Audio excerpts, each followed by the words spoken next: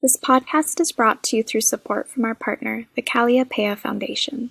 The Calliopeia Foundation envisions a future grounded in compassion, respect, dignity, reverence for nature, and care for each other in the earth. To learn more, visit calliopeia.org.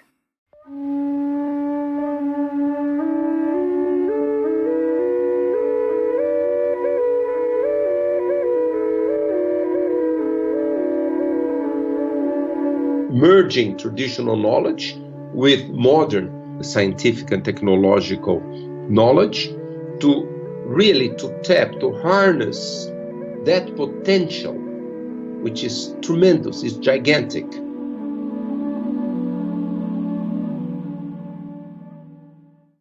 Hello and welcome to For the Wild podcast. I'm Ayana Young.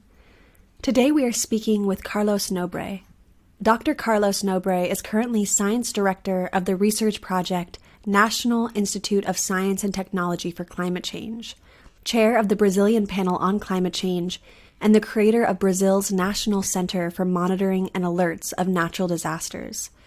Dr. Nobre chaired the large-scale biosphere-atmosphere experiment in Amazonia, an international research initiative designed to create the new knowledge needed to understand the climactic, ecological, biogeochemical, and hydrological functioning of Amazonia, the impact of land use and climate changes on these functions, and the interactions between Amazonia and the Earth system.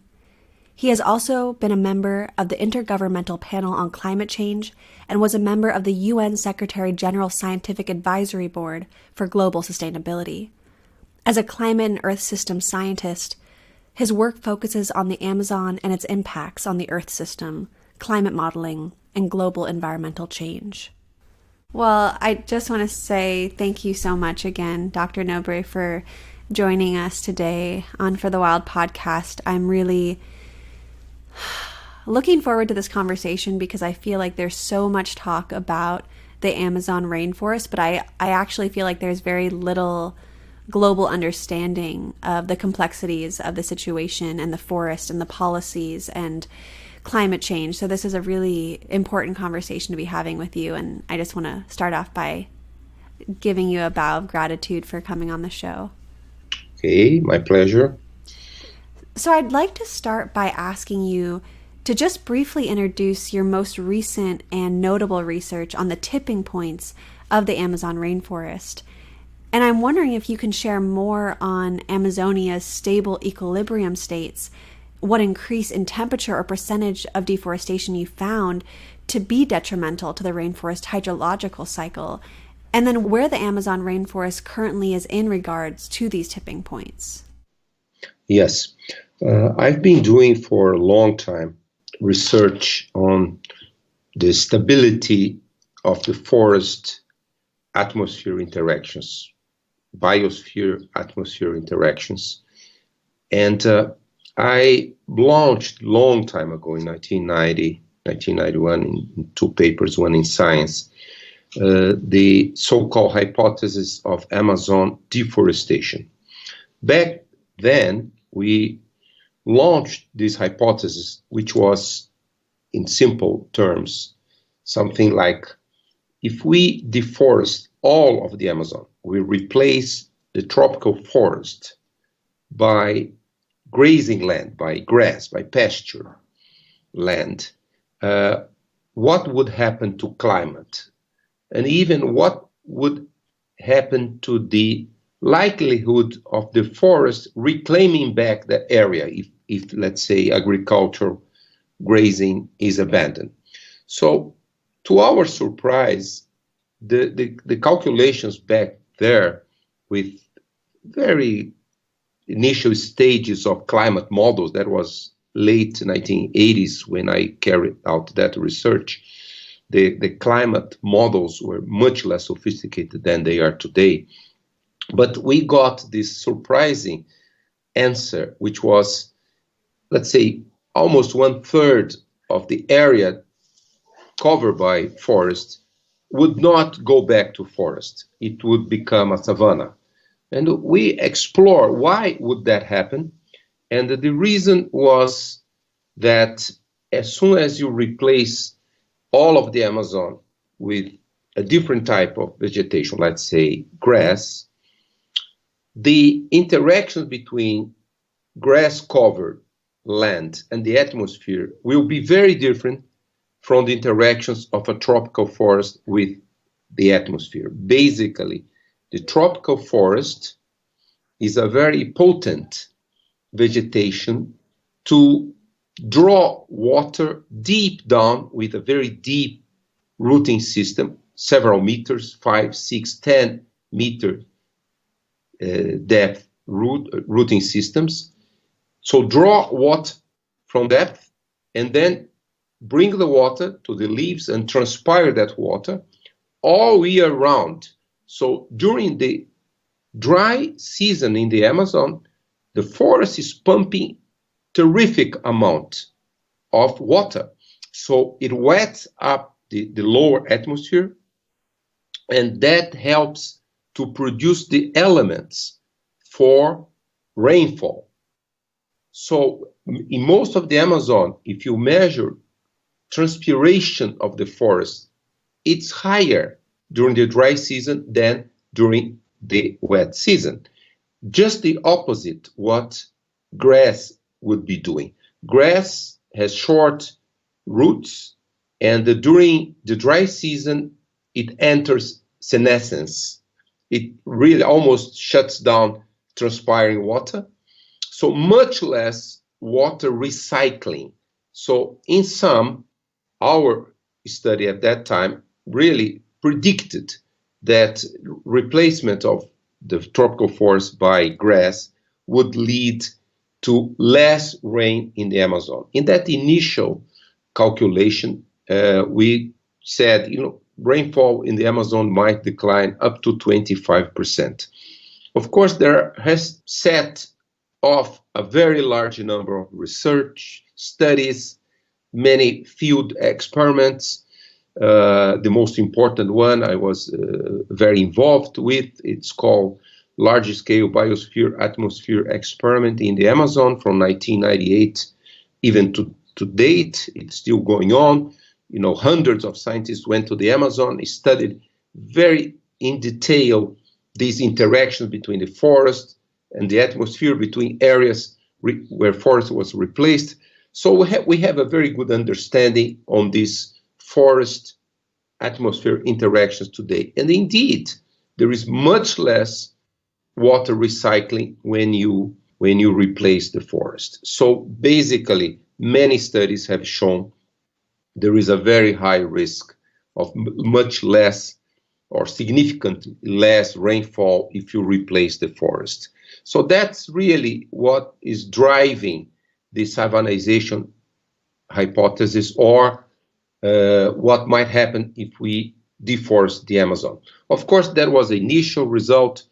Since the year 2000, I've been involved in trying to see what would be the thresholds, what would lead to the savannization. Some people call it forest dieback. I call it savannization because the equilibrium vegetation that might replace the forest is the tropical savannas. Tropical savannas, there is something like 2.5 million square kilometers of tropical savannas in tropical South America, mostly in Brazil, but also in Bolivia, Venezuela. And so that would be an equilibrium vegetation that is consistent with less rainfall and also with very pronounced dry seasons. In the Amazon, dry season is very short, is not more than 3 months. In this central Brazil, in the savanna-dominated area, dry season is 4, 5, up to 6 months. So then, we also discover that savannas in the Amazon would be stable with this new climate. So if the Amazon becomes a savanna, it will become a savanna for a long time because rainfall will decline, so more consistent with a savanna-like climate envelope, as we call it. Longer dry season, 4, 5, 6 months dry season, typical of savanna dry seasons, and also a very important element. Savannas have evolved over millions of years, tens of millions of years, to be fire resistant. So fire does not destroy a savanna. Of course, it reduces biomass after a fire, but that savanna over time, it really comes back. It bounces back and it becomes a savanna, which is this mix of trees which are fire resistant and the grassland. Usually it's something like in the tropical South American savannas, something between 30 and 40% of the area is covered by trees, and 60 to 70% of the area is covered by grassland. So then the next question was, what are the tipping points? What are the important elements that might drive the forest into becoming a savanna? And then we've done a lot of research using models, using observations from the Amazon. And then recently in 2016, we published a paper in which we analyzed several elements. One is deforestation. What level of deforestation might lead to this savannization? With a student of mine, Sampaio, we published a paper in 2007 in which we put out the first assessment. That is, if only deforestation is in the play, only deforestation, there is no global warming or no effect of forest fires, only deforestation, we came to this figure. 40% of deforestation was the threshold. If we transgressed 40% of the total forest area to become pasture, let's say, then that would lead to a regional climate change towards a drier climate, less rainfall, and longer dry seasons. And that's very compatible with a savanna. So then we picked our first figure, which is 40% as a tipping point, only considering deforestation. Then with another student, Salazar, also in 2007, we made calculations what would be the threshold for global warming. If we did not have any deforestation, the forest was there, preserved, but we have climate change due to global warming impacting the Amazon, and it does impact severely the Amazon, what would be the thresholds for global warming? And then, of course, the way global warming operates is that global warming changes tropical circulations, the important tropical atmospheric circulations, which provide the climate as we know in the tropics over the Amazon. And the global warming, if we exceed a certain threshold in global warming, there will be very large scale changes in the global tropical circulations. We have a name for those circulations. They are called Hadley-Walker circulations. They are global scale circulations. Basically, they are originated in the tropics. Basically, when you have rainfall, you have ascending air in the atmosphere, and then that air will descend somewhere. Wherever this air is descending is a very dry area like the desert. So this Hadley circulation shows there is ascending air in the tropics, descending air in the subtropics, and the desert belt all around the globe, let's say Mexico, southern US, let's say Patagonia, and Africa, Sahel, and China, all are in this desert belt associated with this Hadley circulation. And also we have this so-called Walker circulation, which is very similar to Hadley, but they are not north-south circulations, they are east-west. For instance, we have a lot of rainfall over the Amazon and over Indonesia, and that there is ascending air over those two areas and descending air over Central and Eastern Pacific Ocean, which is a very dry area. So global warming changes the nature of these circulations, it makes these circulations much stronger over the ocean, over the Pacific, over the Atlantic, and the end effect is less rain over the Amazon. So basically, what climate change scenarios indicated for the Amazon, for most of the Amazon, except the westernmost part of the Amazon near the Andes, they show a decline in rainfall, sufficient decline to change the vegetation to a savanna. So again, a second tipping point. And if only global warming is operating, there is no deforestation, we came up to this calculation that 4 degrees warming in the Amazon, which associated hydrological changes, so it's not only a temperature effect. Of course, temperature also affects the tree distribution. Very high temperatures are not consistent with most tropical species in the Amazon, but our calculation looked both at temperature extremes, but also at hydrological changes, and particularly this reduction of rainfall and the increasing length of the dry season. So then we got this 4 degrees threshold for global warming in the Amazon and the associated hydrological changes, meaning less rainfall, longer dry season. So we came up with these 2 tipping points. And then in 2016, we looked at if we put all those things together, basically looking at what might happen if all those things would be happening as they are simultaneously. So we made a calculation in which there is deforestation, there is global warming, and one additional effect, which is an increase in forest fires. Tropical forests, they are very much, in normal state, they are impenetrable to fire because they are very wet. Even if there is a lightning generated fire to ignite a fire, the forest is so wet that the fires does not propagate except for a few tens or perhaps 100, 150 meters. So the forest evolved without fire, by and large. Very exceptionally, there are a large-scale fire in the Amazon.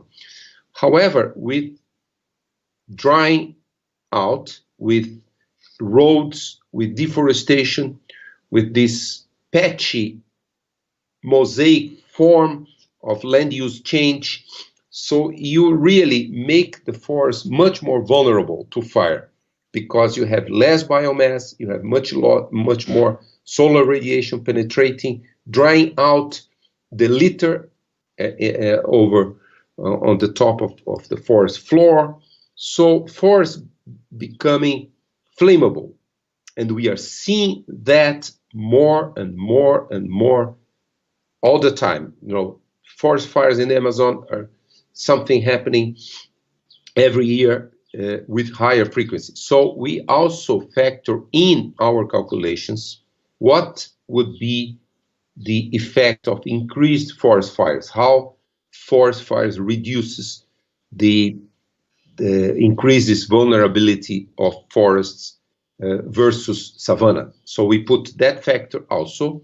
So when we put all these factors together, then we concluded that given the current trends of global warming, we would be on the safe side if deforestation does not exceed 20 to 25%. And we published that in last February, an editorial in Scientific Advances, just to really to draw attention, worldwide attention, that we might not be very far from that tipping point. Total deforestation in the Amazon basin is about 16, 17%. So we, in our calculations, we have this range, 20, 25% of total deforestation. And of course, this is because we have at the same time, simultaneously, we have global warming. The temperature over the Amazon forest is about 1 to 1.5 degrees warmer today than, let's say, 80 years ago when we start having the first temperature measurements in the Amazon. And also, as I mentioned, forest fires are much more frequent, perhaps 3-5 times, up to 10 times more frequent than they used to be only in a natural setting with lightning strikes igniting fire. So that in sum is our conclusion today. That's why we decided to draw attention that we might not be that far from a tipping point with 20-25% Amazon total deforestation. And that's why we are calling for a zero deforestation policy for the Amazon to be reached as soon as possible.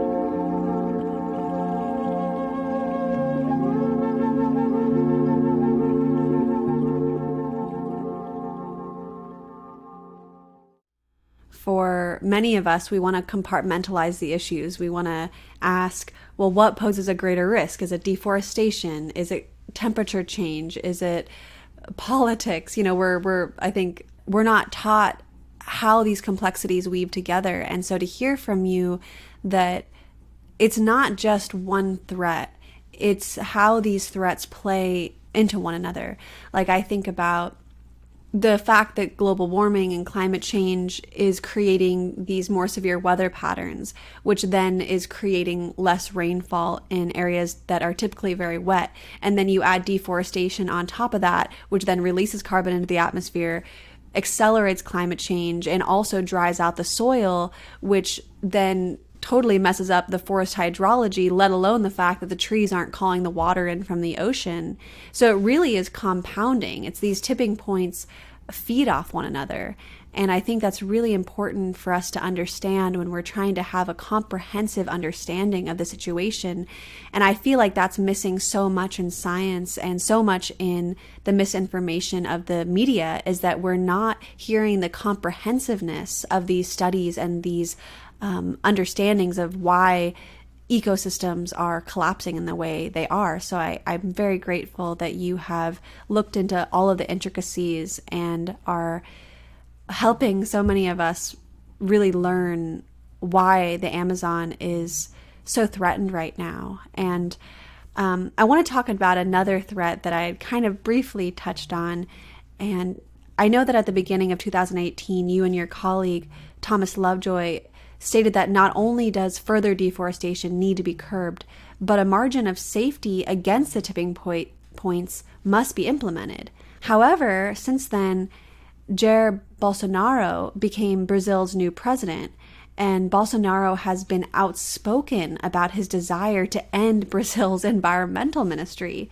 And within a day of taking office, he actually signed an executive order transferring the regulation and creation of indigenous reserves to the Ministry of Agriculture, which seems to be a clear nod to big agribusiness. So I'm curious if you believe this presidency poses a genuine threat to Amazonia, and what are the global consequences of this election? I prefer to go back a little bit. I don't think it's only this particular government, and not only in Brazil. What we are seeing, I guess, it's, let's say, the very strong agribusiness sector in the Amazonian countries' economies is very powerful economic and very powerful and very important economic sector in Brazil, but also in Bolivia, in all Amazonian countries. Perhaps the Amazon portion of those countries is more important in Brazil and Bolivia compared to Colombia, Peru, Ecuador, and Venezuela and Guianas. But this sector they've been fighting very powerfully, economically and politically as well, for several years, to, let's say, to lift any environmental legislation that would put controls on the pace of deforestation. So let's say the election of the current Brazilian president is not the only isolated fact. I mean, this, in Brazil in particular, in 2012, the Brazilian Congress approved of a flexibilization of the forest that really unleashed a process that is to expand deforestation. Of course, we did not see that happening immediately after the new legislation was approved by Congress. 2012, 13, 14 years of lower deforestation, lowest in 30 years. However, the deforestation rates started to increase in 2015, 16, 17, and very likely 18. So basically, I think, the current president environmental policies really follow very much what we are seeing over the last 5 years. It's not something only that everything was going very well and now there is these completely different ideas. I think he just is he's trying at least to give much more muscle to a policy which is going on for several years. And it's the policy that, let's say, fought back that very successful policy that Brazil and all Amazonian countries, in fact, had from, let's say, 2005 all the way to 2013, 2014. So it's kind of, a swing back to the old idea that there is no better use of the Amazon than to replace the forest by grazing land for beef or for soy. So this is let's say, a moment in the Amazonian country's history that we thought belonged to the past, but now it's the present. So it's the dominance of this economic sector, which great representation in Congress in all these Amazonian countries. The agribusiness sector is represented in large quantities in Brazil until the last legislature. Something like 30% of the congressmen and women belong to this rural, as they call, rural caucus. So they are very powerful politically, and I think this new government in Brazil really made that completely transparent and open. Now they defend that kind of model openly. Until last year, in fact, the legislation was becoming more flexible in that direction, to open up not only the Amazon, but also the savannas in central Brazil to big, large-scale, industrial-scale agribusiness, and replacing the original biomes with soy and mostly grazing land for beef. So, yes, the risks are there, and we are, all of us are very concerned. On the other hand, not to sound too optimistic, but this president was elected with a majority of people who hoped that he would, or he will, really take Brazil out of economic recession. Brazil has 12 million unemployed people, largest unemployment rates in many decades. And Brazil is one of the most violent countries in the world, urban and rural violent. Homicide rates are very high. So also people who voted for this president also hope that he will be able to reduce urban violence and also put Brazil back on economic growth trajectory to generate income and jobs. However, in a democracy, we have really to pay attention that for over 20 years, always in any public opinion poll, over 90% of Brazilians are very strongly against Amazon deforestation. So if we think that Brazil is a democracy and eventually this president and his ministers will have to start paying some attention back to what the population wants. The population of Brazil is very strongly against a development model which reduces the Amazon forest, which cuts down the forest, which leads to forest devastation. And really, there is very little economic reasons to do it, because the productivity of agriculture in the Amazon is very low. The productivity of cattle raising in the Amazon is unbelievably low. It's less than one head of cattle per hectare per 10,000 square meters. This is one of the lowest in the world. This is really against even good economic sense. Does not make economic sense to have such a low productivity. Also, even soy productivities, which are higher in central Brazil, in the savanna areas, still is way below the potential of productivity. So the more modern, the more organized agribusiness in Brazil stopped really calling for irreversible drive towards the forest or the savannas. They are becoming more reasonable. They are really calling for intensification of agricultural. And some of these groups also talk about sustainable intensification of agriculture.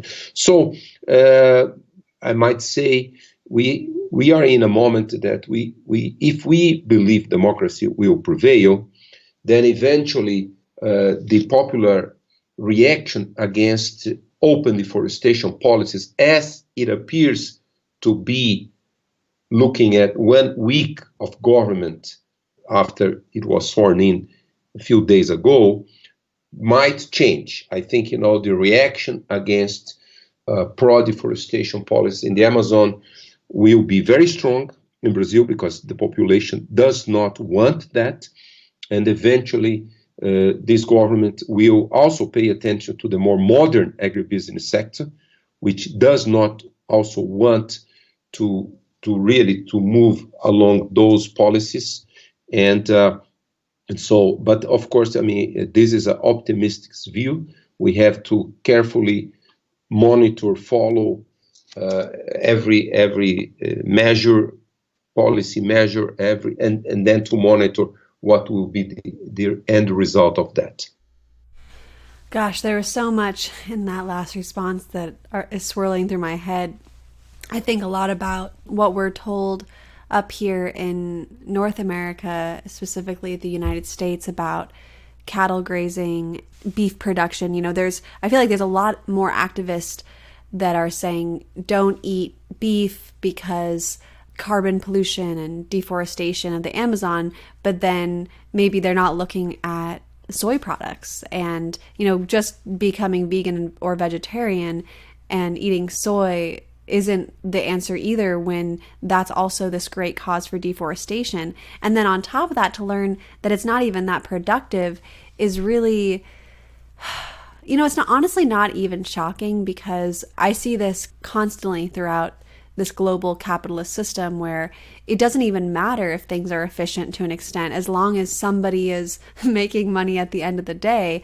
And I think that really fits into what you're saying about the crime issue. It's this catch-22, because many times crime is really directly related to poverty and lack of access. But then what governments will try to do is create more projects for jobs. But what that usually means is resource extraction, which then hurts the environment even more. So there's this really big question mark of how do we move forward, especially in Amazonia, which is so globally mandatory for the stable homeostasis of the planet. And so I've read that, you've previously stated that thus far, approaches towards Amazonia are either solely through the lens of preservation or consumption. And as I understand it, you also believe that each of these methods is unsuccessful in yielding deforestation. So instead, you advocate for a third way, which utilizes technology to create sustainable development. And I'm really curious how you think sustainable development of the global tropics is possible. I came to the conclusion, of course, if you look, about 47% of the Amazon forest is under some kind of protection, indigenous land and or conservation units in all Amazonian countries, which is highest in the world. I mean, still, we might say, well, the Amazon is protected. And also, let's say in Brazil, this figure is over about 50%. And also we have about still 20 to 25% of the Amazon forest is still public land. It's not private property. So, government can still give a proper destination. One might say, well, 50% is protected. But of course, those protected areas, they are under threat by encroaching deforestation. There's a big indigenous territory in southeastern Amazon. It's called Xingu indigenous land, which is very large, 28,000 square kilometers. But it's completely encroached from the south by soy farms, by cattle ranches, and things like that. And also, the climate change, the extreme droughts that we are observing in the Amazon in the last 13, 14 years also present a serious danger to these protected areas. So I came to the conclusion that only talking about protection would not be what we call first way, would not be sufficient, although of course it's very important to maintain all those areas protected and also to give proper destination to most of these still 20% of Brazilian Amazon, which are public lands, also towards protection. However, the second way we termed this very much large-scale, industrial-scale, deforestation-led conversion of forests into grazing lands and crops. And we concluded that would not lead to real development, not to the Amazon people, not to Brazil, because, as I mentioned before, productivity is very low, very, very low. And, most of the forest areas, cleared areas in the Amazon are for grazing land. About 70% is for grazing land. And out of those 70%, about 20-25% have already been abandoned.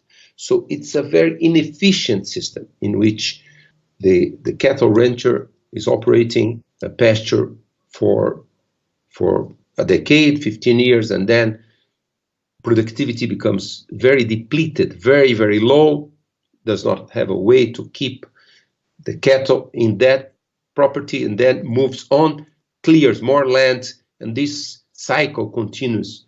So we said this second way is unattainable. We have to find the third way to see some economic benefit coming from the Amazon, but not second way, which is a resource-intensive way, which is this large-scale agriculture and also mining and hydropower. So that's why we conceived of what we call third way for the Amazon, which would be a biodiversity-driven bioeconomy. It's a new concept. It's a bioeconomy with standing forests. So it's a very clear principle of this third way is standing forests and also flowing rivers, because in fact, the potential for new renewable energies in Brazil, mostly solar and wind, is so gigantic that there is no need for further big hydroelectric dams, which create a number of problems, and that energy is no longer necessary for Brazil's development and also for other Amazonian countries' development.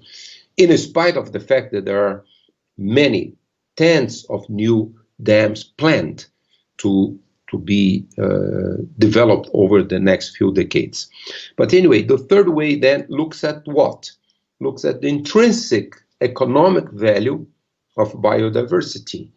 The biological assets hidden in a forest have a tremendous economic potential, which has not been tapped, hasn't been explored for lack of knowledge, for lack of science.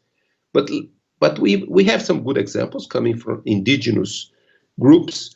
Let's say, think of manioc, a species native of southern Amazon, which was domesticated perhaps hundreds of years ago, perhaps 1,000 years ago by indigenous groups, and spread all over the Americas. And they have tens of different varieties of that.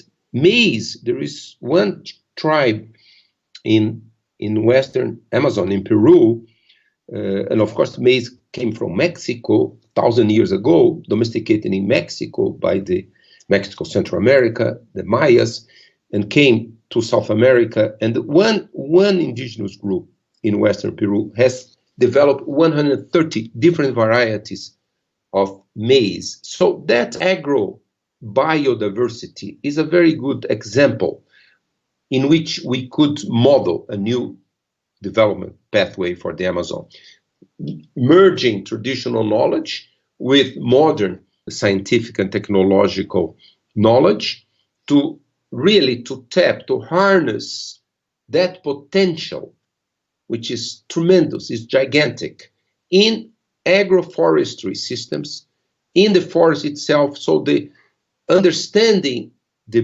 biology of this highly diverse ecosystem can bring so much knowledge that we could certainly convert some of that knowledge to process, to products, to basically to well-being, not only of Amazonian populations, but global well-being.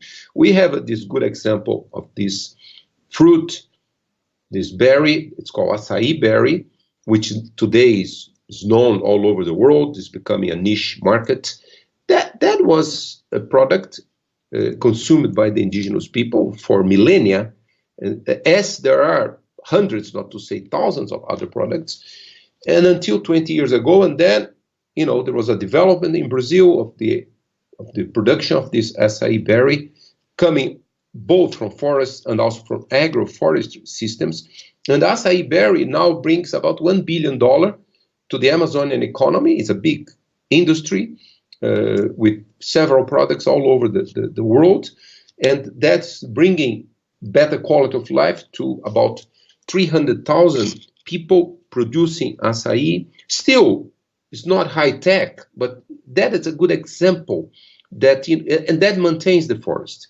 So, like acai berry, there are hundreds of such products. So the third way basically is a proposal for us to bring the modern technologies of the fourth industrial revolution, which is almost irreversible, that the world will move towards that technology.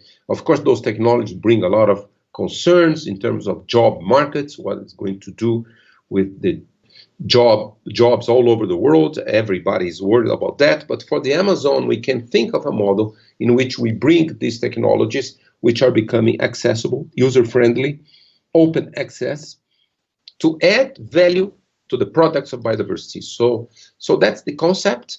We are developing those concepts. We want to start producing some pilot experimentation. We created this concept of Amazon Creative Labs.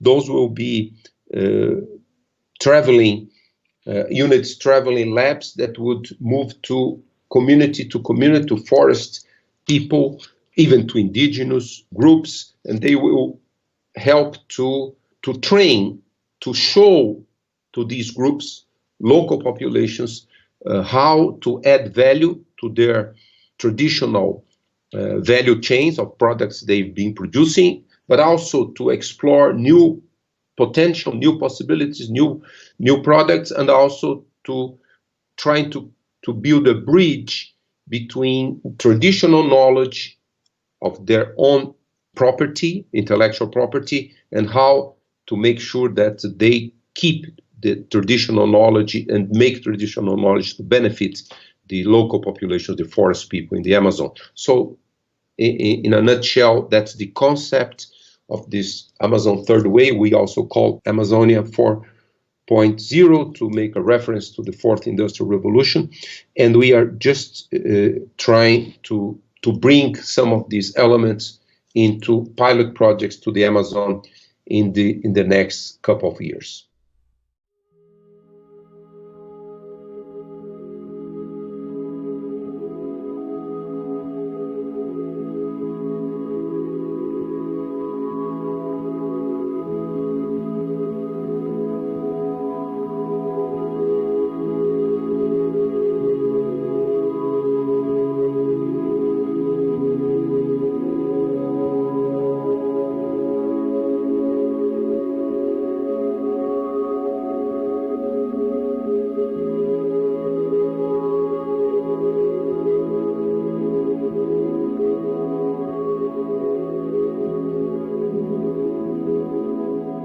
The For the Wild podcast team is so grateful for the continued support through our Patreon subscribers. If you haven't signed up yet, head over to www.patreon.com/forthewild to engage directly with our team, weekly guests, to hear additional content, and receive access to other bonus material throughout the year.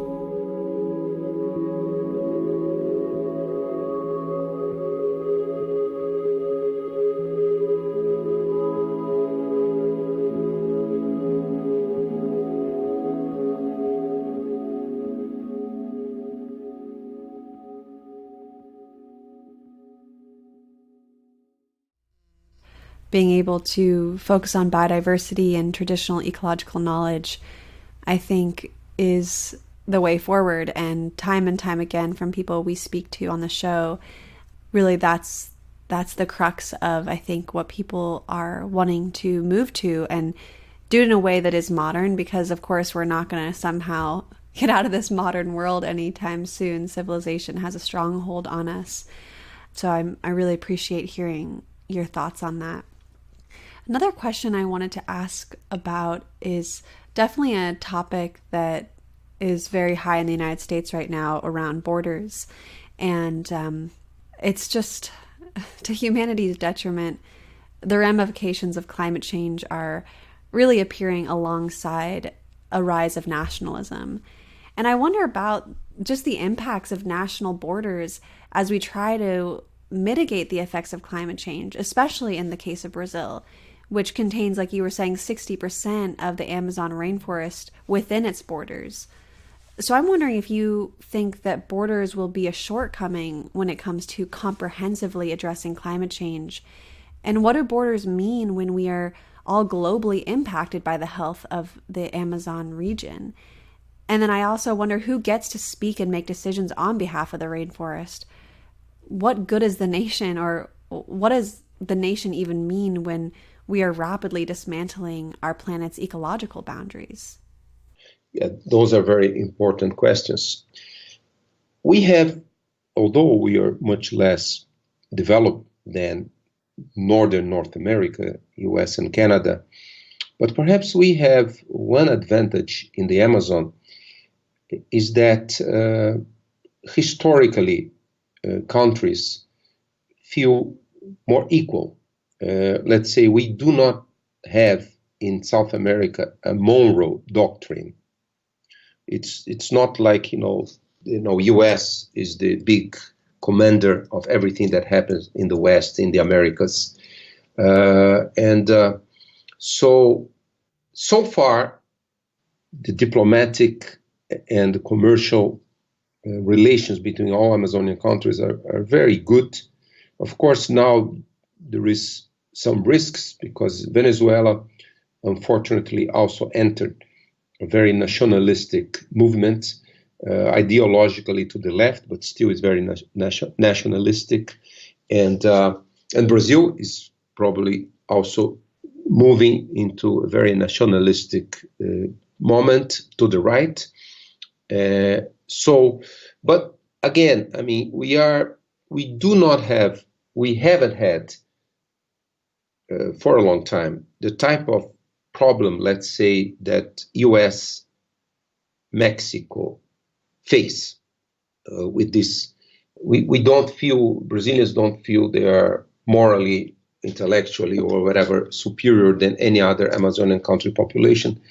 So I hope that this Amazon Third Way will be seen not as a Brazilian initiative, it will be seen as a pan-Amazonian initiative, that we will learn more, for instance, the way indigenous groups organize themselves. When you have an indigenous group sitting right around the border with components of those groups on both sides of the border, they consider themselves to be one people.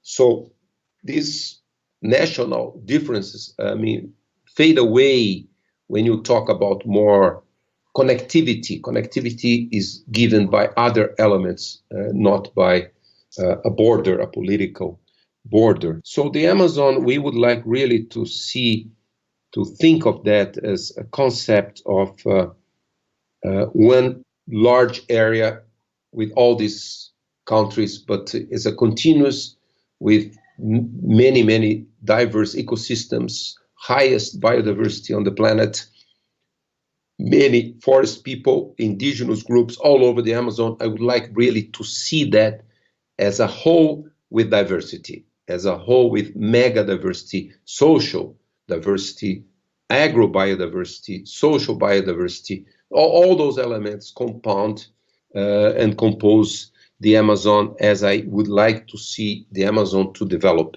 really to pay much, much less attention to strict borders and to see more integrated Amazon. In the Amazon also, for a long time, for perhaps over 30 years, there is an agreement among all Amazonian countries.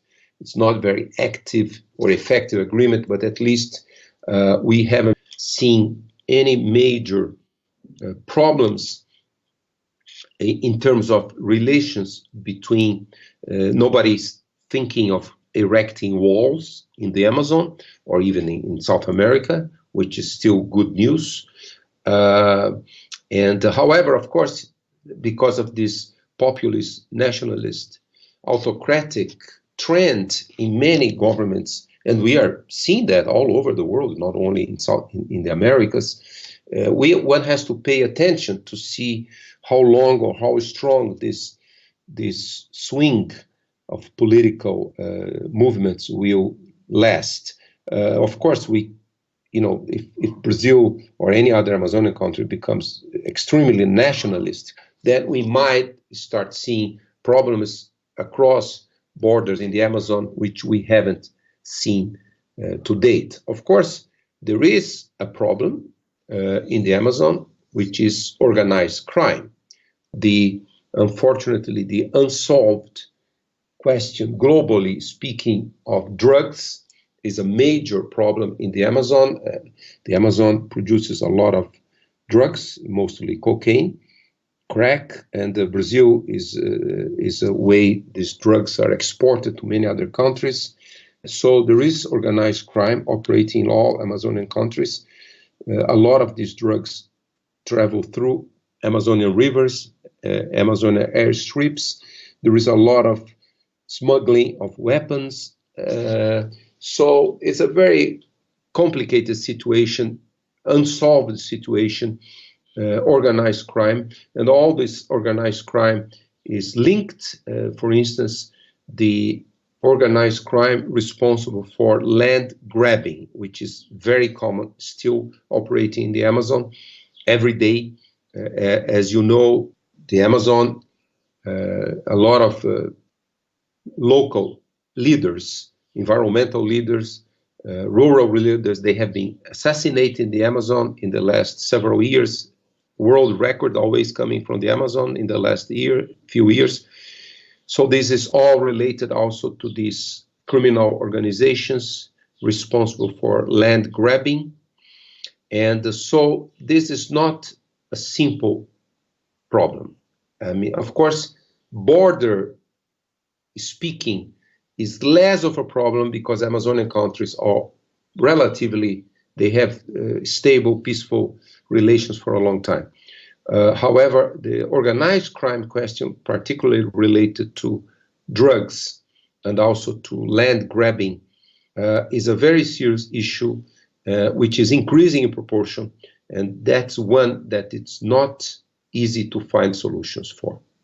Thank you so much for this interview. Thank you so much for all of your research, Dr. Nobre. This is globally important research, and it's so comprehensive, and I am really looking forward to re-listening to this interview so I can take more of it in, because this is really something for all of us to sit with. It's not something that, many of us are going to understand immediately, because there's so much complexity and so much compounding issues on top of one another, and we all as a global community need to be invested in the protection of Amazonia. So thank you again, and I'm here to support your work. Thank you very much, and I'm really glad to hear about the existence of your project. It's a very worthwhile project, and really I imagine a world with technology as well, because technology can play the good side, in which really we can, with 7 billion people or 8 or 9 billion people, we can really occupy less than 50%, as famous biologist Edward Wilson calls for. We can occupy less than 50% of the planet for our own good. We can make 50% of the planet to move back to wilderness. So your project For the Wild is a very compelling, very important, and I wish you the best success.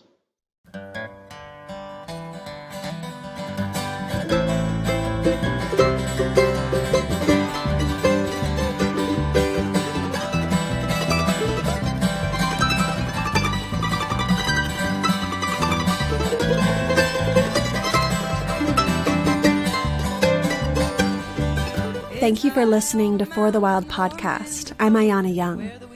The music you heard today was by Leigh Halls. I'd like to take a moment and thank our podcast team, our co-producer and editor Andrew Storrs, our co-producer and writer Francesca Glassbell, our communications director Aaron Wise, our music coordinator Carter Lou McElroy, and our co-managing directors Mara Joy and Melanie Younger. Please stay in touch with us by signing up for our newsletter, joining us on Patreon, and sharing with us on Instagram, Facebook, or Twitter. All right, until next time. I've been too long away from this wild open sky on the concrete trails that wind